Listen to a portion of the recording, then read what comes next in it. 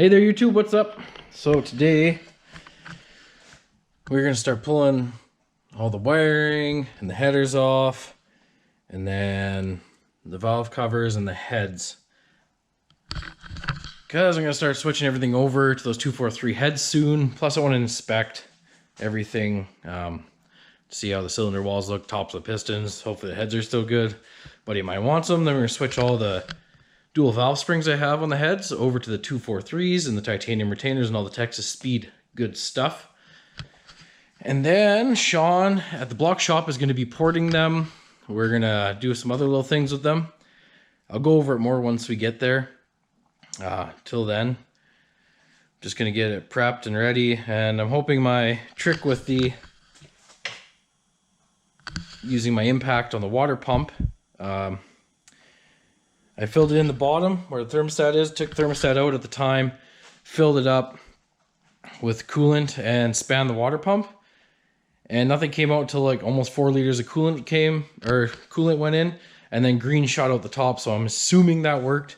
And the bottom where the thermostat is the coolant in, and then the out port is up on the top, and that's where it shot out the green. So I'm hoping this all worked. And that's also what I'm pulling apart to see is if hopefully nothing's frozen. That would really suck because my garage is not heated. This bish is cold. That's why I'm wearing thermal stuff, and I got long johns underneath my jeans there. And yeah, so I'm gonna start pulling this. I'm gonna find a place to put the camera so you guys can watch, and I'll get to working.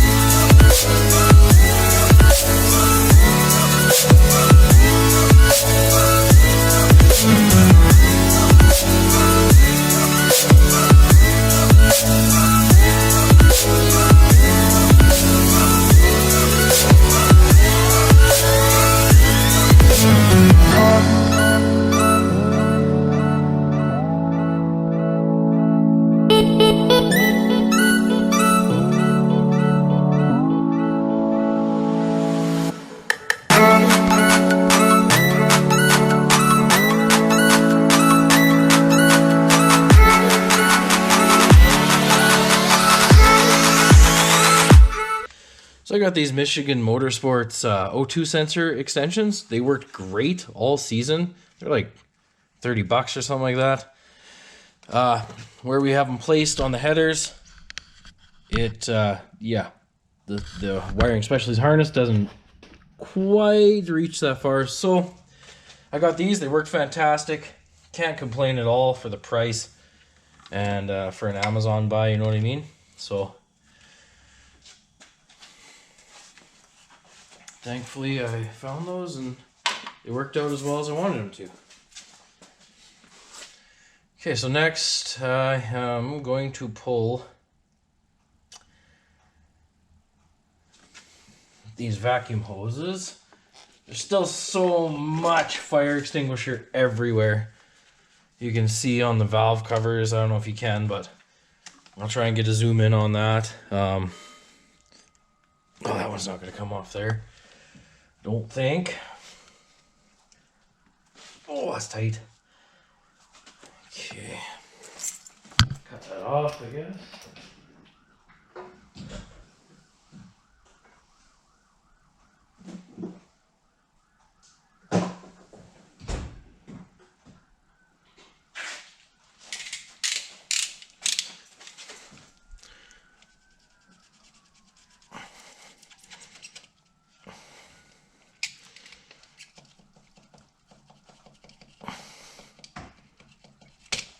we go. There, those are off, out of the way. Don't wreck that beautiful powder coating from the Wheel Clinic.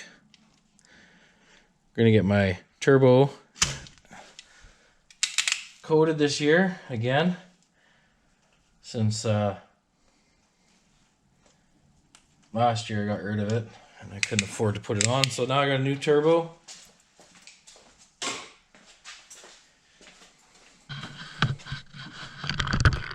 I want to say a big thank you, by the way, to Boosted Lifestyle, Kyle Williams. He was nice enough to donate/sponsor me a turbo. Guy's got a heart of gold. He helps out Tokyo so much. His YouTube is at like 90,000 followers. Go follow him. He's got great content. He's putting 8 turbos right now onto a Mustang with a 5.3, so that's rad. Go check it out, man. It's, you know, he's doing stuff that I wish I could do, but my skills are limited for now, and I work at a welding shop now, so that's rad. Now I'll learn some tricks and figure out how to be a fabricator one day, and then don't have to rely on anybody for building my stuff. I just build it myself. That guy aspires me to work harder and do more of my own stuff. And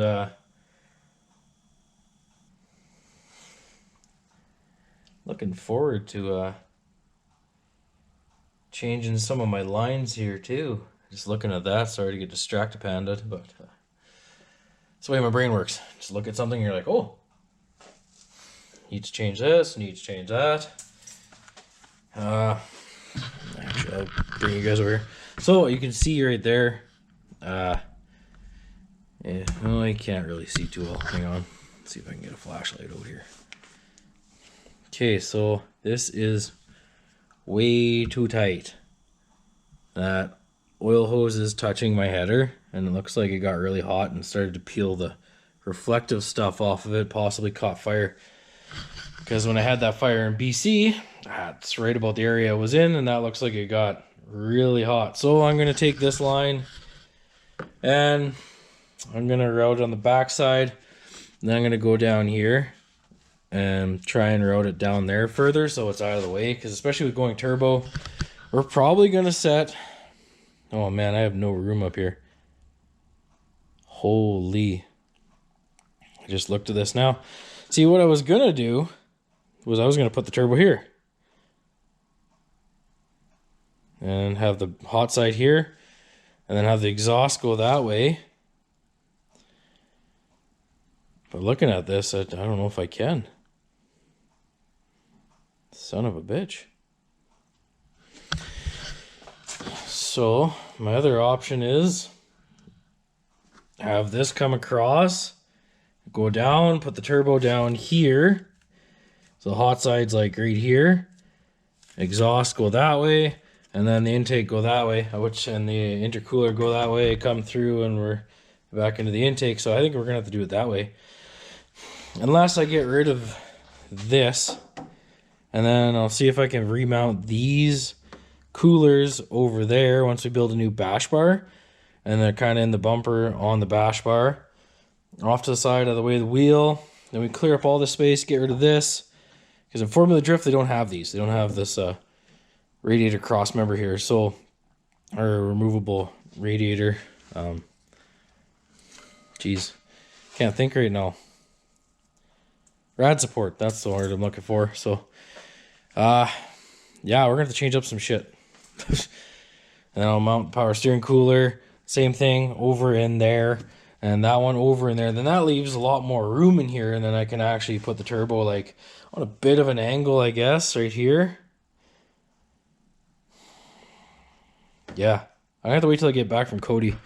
Cody from Alamo Turbos is inspecting it right now, so we'll have to get him to look at it. But I'm gonna get back to work here. I gotta remove that catch can, get that out of the way, and then I'll start pulling wires off and start pulling some more. This is actually going a lot faster than I thought it was gonna go.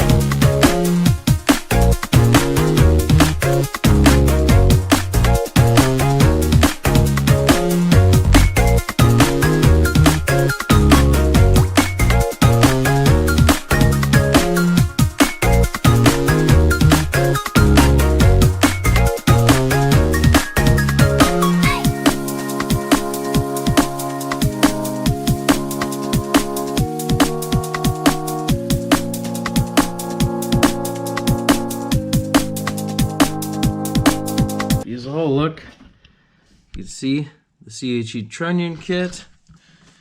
Once again, let me shed some light on the situation. Yeah, there's CHE trunnion kit, Texas Speed dual valve springs. Oh, everything looks brand new. Looks really good, actually. I'm impressed. Not bad for beating the crap out of it and being a drift car. But I'm gonna put the valve cover back on. I just wanted to have a look, and then I'm gonna pull those headers quick. And, or actually, I can just pull the headers now. Screw it, do it that way. And if you believe.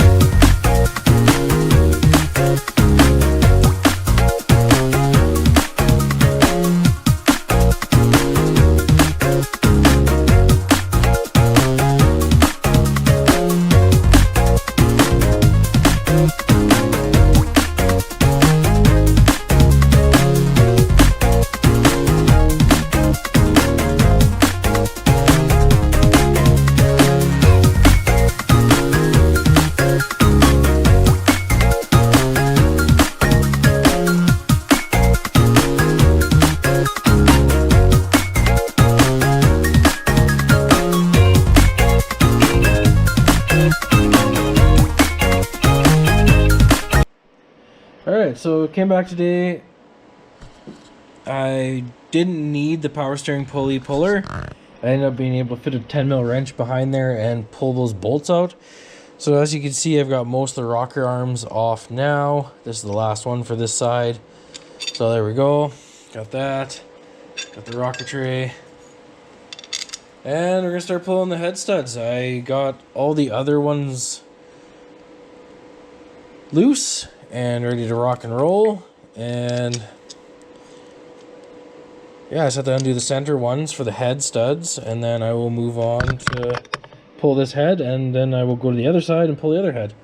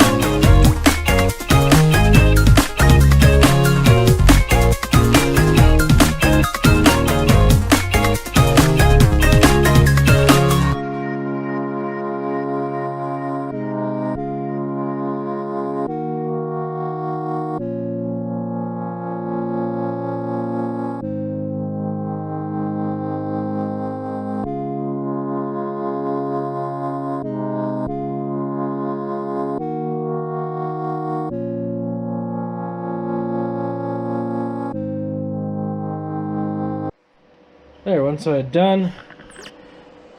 It's on the ground. Don't worry, it's sitting on the head gasket. Made sure I did that so it wouldn't do anything. Yeah, it looks normal. Looks like I was burning some oil, which is normal with 30 thou ring gap. She was gapped for boost, but other than that,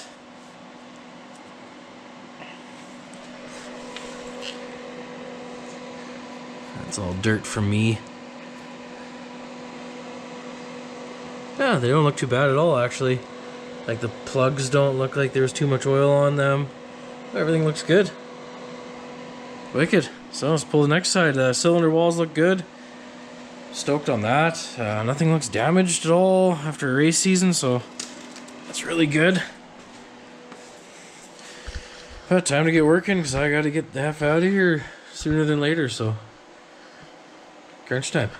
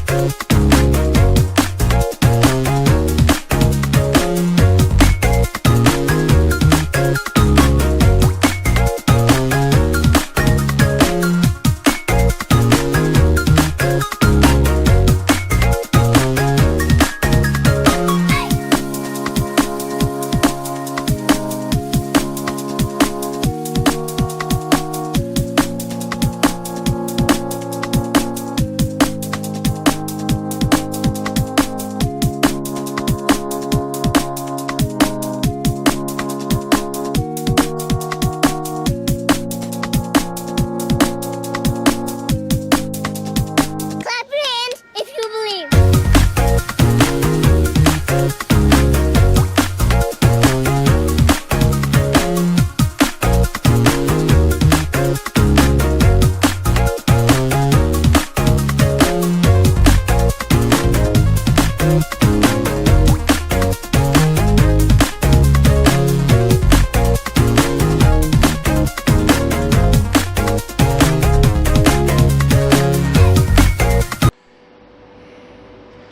Well, she looks pretty good. I just gotta clean out the coolant out of the cylinder holes, and then that's a piece of rubber from pulling the head off. There was some stuck in there, some dirt. Gotta do a bunch of cleaning. But yeah, heads are off. They look good underneath. There's one here, one there, one here. So it's pretty rad. Had to beat in my car a little bit more in the fire or false firewall there to get the head out because it was hitting on it. So here's what it is. This is my tiny heater that's heating my garage right now. Just to give you an idea of the size of it. It's pretty tiny, but she's doing okay, I guess. Luckily in Canada it was a whopping +6 today in December, so that's degrees Celsius. And luckily we had that weather, or else I wouldn't be out here. But gonna finish doing this stuff, get it all wrapped up and tidied up and cover up like the other side with the shirts.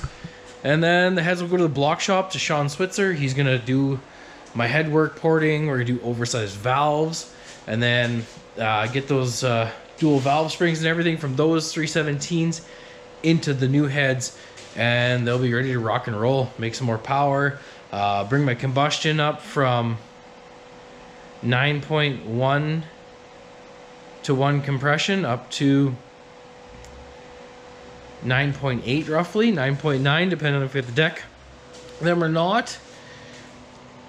And yeah, then we'll make some good low end before the turbo spools, and when the turbo spools, we'll rock and roll. Like, hoping 10 pounds puts me at about 550 horsepower. I'm guessing around 550 wheel, which is gobs. So that's 220 more horsepower than I made this year. So super exciting. NA we guesstimate roughly 400 because of the increase in the combustion chamber size, like going down to the smaller combustion chamber and bringing up my compression. So that's about 40 wheel, and then you port the heads a little more, and then you're at about 50 wheel, and do the oversized valves probably close to 60 wheel, and then you do an intake manifold because that LS1 was so restrictive that the new intake manifold will put me at roughly another 15 wheels. So you're looking at 75 wheels, so roughly 70 wheel, let's say, and that's 400 wheel NA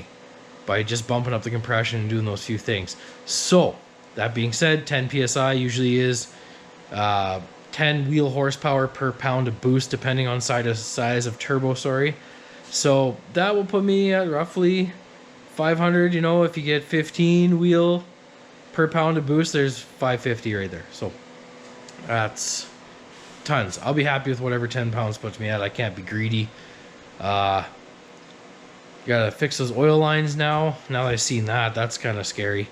Didn't realize that those were slightly melted from that, but it ran fine and didn't leak a drop. So after that fire, so I'll fix them now that I found them. So I'll do that and get everything going. Gonna do some powder coating, get the headers ceramic coated. The compressor side of the housing, we're going to powder coat that, and ceramic coat the exhaust housing and stuff like that. That's like some things to do here. Shout out to Cody from Alamo Turbos and Alamo Industries. He rebuilt my turbo today with Garrett internals, so it's a Performance World turbo with Garrett internals. It's been balanced. The thing should spool pretty good. He did some work to the wheels and stuff like that, so super stoked on that. And yeah, excited to get this thing rolling again. Can't wait to one day have like a heated garage. But I digress. Till then, like, share, subscribe. Do what you do. Thanks for watching, tuning in. Sorry I've been terrible on content. I just haven't had nothing to do since I pulled the transmission. But thanks for watching. God bless.